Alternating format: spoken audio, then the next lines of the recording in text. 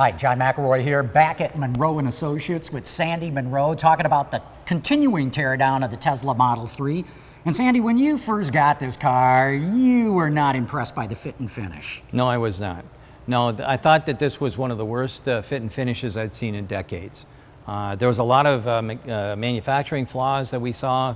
I didn't care for it at all. And we did a video about that. But then we did a second video where we drove the car and you were much more impressed in driving it. In driving it, I was very impressed. It definitely has a nice heavy feel. It hugs the road. It's like being on rails most of the time. I like the car a lot from a drive standpoint.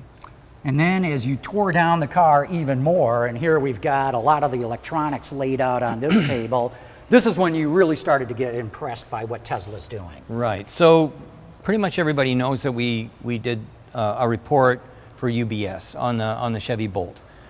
We've done that 2 or 3 times now on the Bolt, but the UBS was one of the areas where we did a lot of speeches and whatnot. And we said one of the things that has to come down the road is an integration of the electronics and a much more refined product coming out of the electronics. So this car under the rear seat has an electronics bay.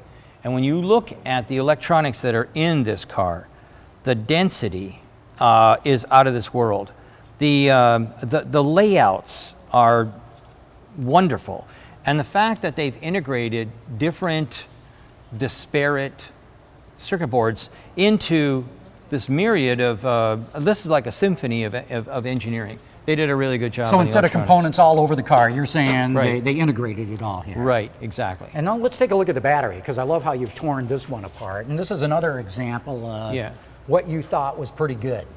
So this is the new cell. This is called the 2170.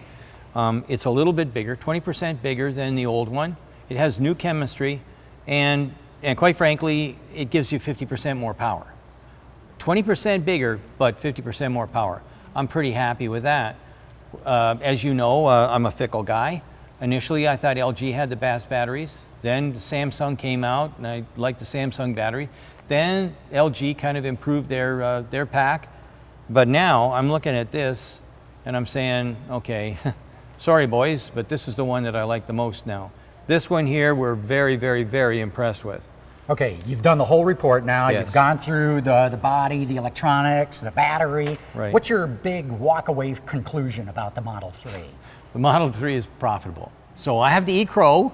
I didn't think it was going to happen this way, but the Model 3 is profitable. Okay, you say profitable, but over what 30%. Kind of over 30%? Over 30%. So nobody in the auto industry is getting 30% now, are they? Yes, they are, but not in the electric field. No electric car is getting 30% net. Nobody.